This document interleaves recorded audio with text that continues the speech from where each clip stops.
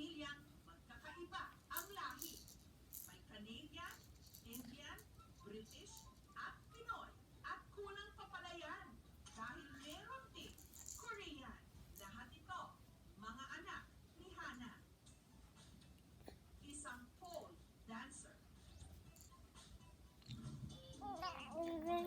Kamakailanlan, nagpakitang gilas si Hana ng kanyang pole dancing sa Wawawin.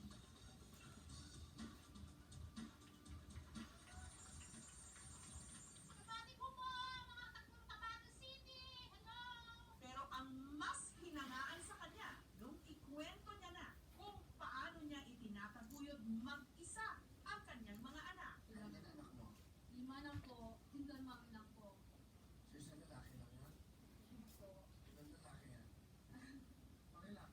Ang po. Ano gusto mo sabihin sa mga anak mo? Na, nandito ako ngayon sa Wawawin. Magkano yung trabaho, pag hindi tayo makita ang phone, kakalawan dyan.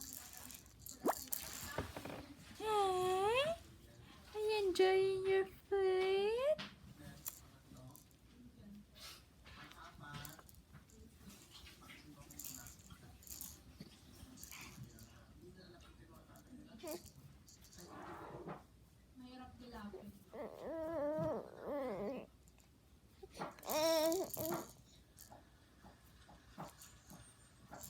Dito sa GMA Cavite, nakatira si Hana at ang kanyang 4 na anak.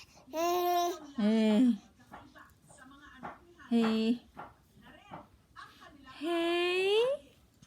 Wow, guys, you have a long legs, eh? ang mga Hey, ang half-Canadian si Mark Anthony. Basket ligo ka na ba, Ella?